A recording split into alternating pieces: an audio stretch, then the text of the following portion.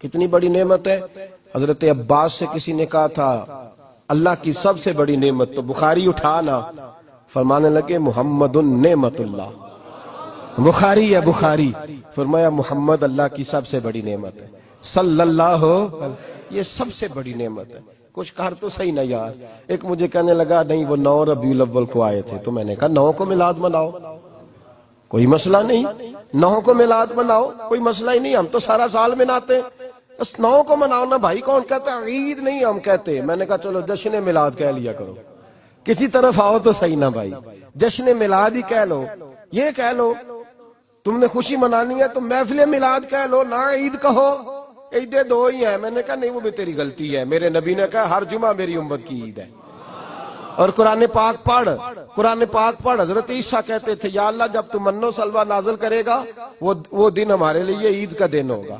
اور سیاستہ پڑھ. حضرت عمر کہا کرتے تھے جس دن دین مکمل ہوا یوم اکملت لکم, یہ آیتیں نازل ہوئی تو فرمایا وہ دن ہمارے لیے عید کا دن تھا.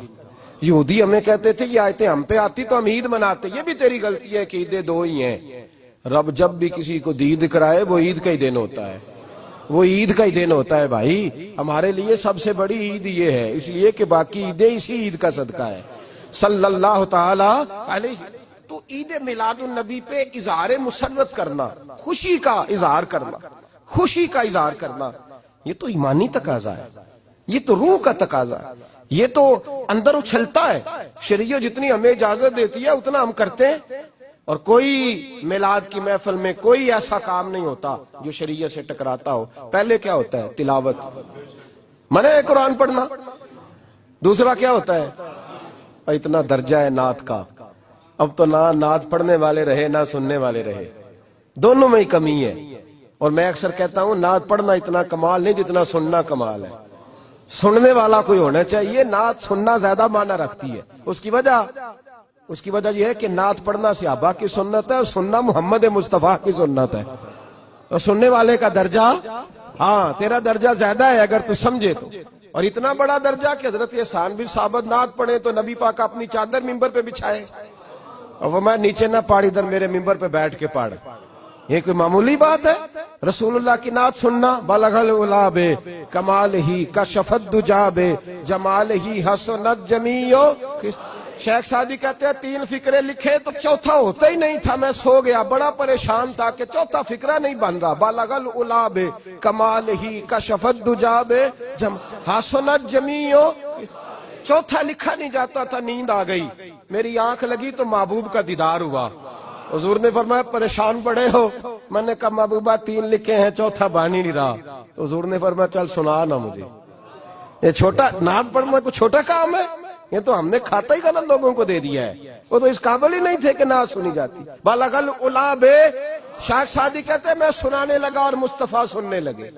بلغ العلا بے کمال ہی کشف الدجا بے جمال ہی حسنت جمیع خصال ہی.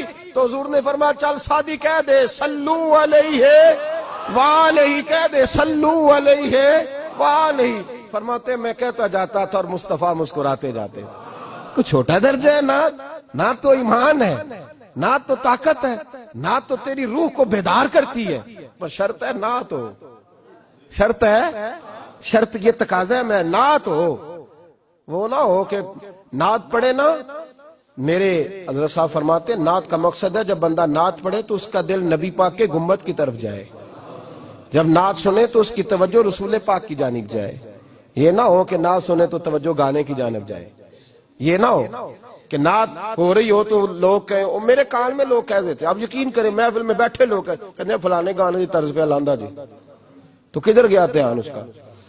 تو یہ نعت تو نے پڑھی ہے, تو نعت سنی نہیں آج تک. ہاں اگر نعت پڑھنی ہو تو علامہ اقبال کی لکھی ہوئی پڑھا کر, اگر نعت پڑھنی ہو تو شیخ سعدی کی لکھی پڑھا کر, اگر نعت پڑھنی ہو تو حضرت احسان بن ثابت کی لکھی پڑھا کر.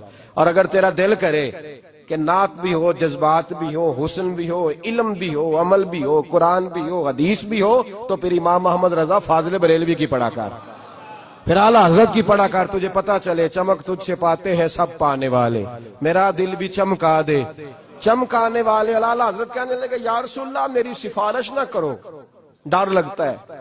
ڈر لگتا ہے قیامت کی رات بڑی گہری ہے، سفارش نہ کرو، اس طرح کرو میرا بازو پکڑو اور جنت تک پہنچا کے آؤ، میرا بازو پکڑو اور جنت تک۔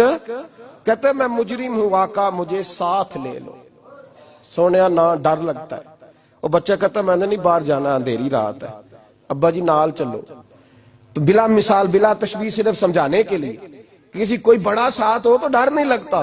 تو یہ نعت ہے نا، چمک تجھ سے پاتے ہیں سب پانے والے، میرا دل بھی چمکا دے چمکانے والے۔ کہتے ہیں یا رسول اللہ محشر کی رات بڑی گہری ہے، میں مجرم ہوں آقا مجھے ساتھ لے لو، کہ رستے میں ہیں جا بجا تھانے والے۔ سونیا جرم کر کے آیا ہوں اور پکڑا نہ جاؤں کہیں، مہربانی کر مجھے پردوں میں چھپا لے، مجھے مدثر اور مزمل کی چادر کے نیچے کر لے، میں مجرم ہوں آقا مجھے ساتھ لے لو، کہ رستے میں ہیں جا بجا تھانے والے۔ اور پھر تڑپ اٹھے، کہنے لگے کوئی یہ نہ سمجھے وہ چلے گئے، تو زندہ ہے واللہ تو زندہ ہے واللہ، میری چشم عالم سے چھپ جانے والے، میری چشم عالم سے چھپ جانے۔ تو بھئی نعت ہو، نعت جو اس کا معیار ہو، اس معیار کی نعت ہو۔ یہ کوئی طریقہ نہیں کہ دو بندے دف لے کے آ گئے، چار اس کے ساتھ نعت خواں صاحب آئے ہیں، نماز گھر پڑھ آئے ہیں، گھر جا کے دوبارہ پڑھیں گے۔ اور میں بات ابھی عرض کروں گا، مجھے یہ مضمون مکمل کرنے دے، پھر تقاضوں پہ آتا ہوں۔ محفل میلاد تو رسول اللہ کے آنے کا شکر ہے۔ قل بفضل اللہ وبرحمتہ فبذلک فلیفرحوا، محبوب کہہ دے جب فضل ملے رحمت ملے تو پھر انہیں چاہیے کہ خوشی بنائے۔ محفل میلاد، اور بھائی یہ نہ کہا کر کے یہ پیسے غریب کو دے مسکین کو دے، محفل میلاد میں بات غریب کی ہوتی ہے۔ ہم بتاتے ہیں کہ یہ وہ دن ہے جس دن آ کے میرے نبی نے بیوہ کی بات کی ہے، غریب مسکین لاچار غریب کی بات کی۔ یہ محفل میلاد غریبوں کے جلسے کا نام ہے۔ اعلیٰ حضرت فرماتے ہیں ہم غریبوں کے آقا پہ بے حد درود، ہم فقیروں کی ثروت پہ لاکھوں سلام۔ یہ میلاد غریبوں مسکینوں یتیموں بیواؤں کے نام کا جلسہ ہے۔ شکوہ ہے مجھے اس جلسے سے، جلسہ تو میلاد کا ہو پر صدارت چودھری کر رہا ہو، صدارت مالدار کر رہا ہو، وڈیرا کر رہا ہو، کوئی ضرورت نہیں۔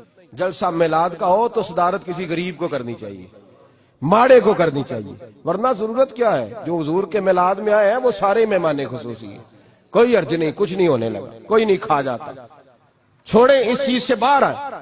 تو یہ تو شکر ہے، اور یہ تذکرے جتنے میلاد کے تذکرے ہوں گے اتنی غریبوں کی بات ہوگی، اتنی اسلام کی روح کی بات ہوگی، بیوہ کی بات ہوگی۔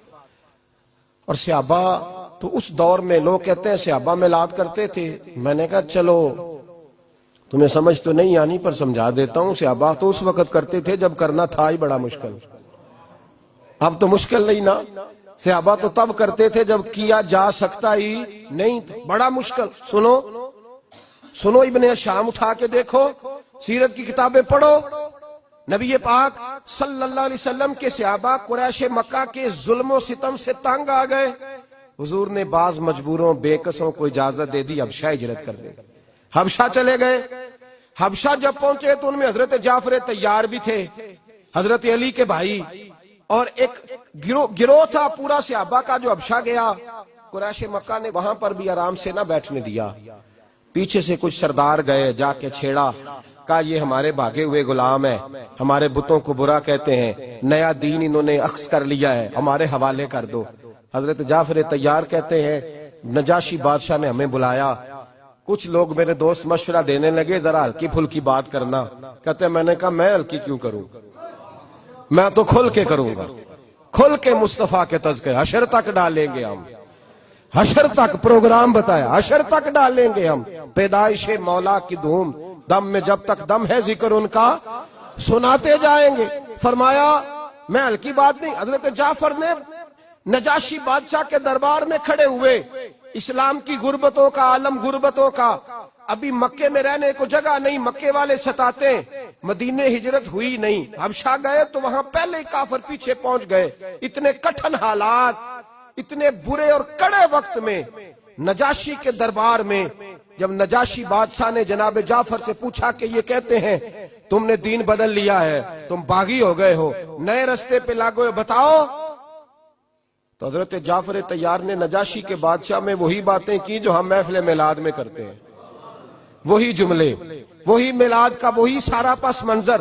حضرت جعفر طیار بول پڑے, فرمانے لگے نجاشی ہم تو بیٹیاں زندہ دفن کر دیتے تھے. نجاشی, یہی باتیں ہوتی ہے نا محفل میلاد, ہم بیٹیاں دفن کرتے تھے. کسی کا عورت کا خامد مر جاتا تو اس عورت کو بھی ساتھ دفن ہونا پڑتا, اس کی زندگی مردے جیسی کر دی جاتی. بہنوں پہ ظلم ہوتا تھا, بیٹیوں کو جائیداد میں حصہ نہیں ملتا تھا. اے نجاشی ہمارے ہاں غریب پسا کرتا تھا, یتیم پسا کرتا تھا, مجبوریاں تھیں, پریشانیاں تھیں, دکھ ہی دکھ, آزمائشیں ہی آزمائشیں. بس پھر اللہ نے ہمیں اپنا رسول عطا فرما دیا. پھر اللہ نے ہمیں اپنا رسول عطا فرما دیا. وہ اپنے پرائے کا غم کھانے والا, مرادیں غریبوں کی بر لانے والا, مصیبت میں غیروں کے کام آنے والا. اللہ نے ہمیں رسول دیا, فرمایا بس ہم اس کے جھنڈے تلے جمع ہو گئے.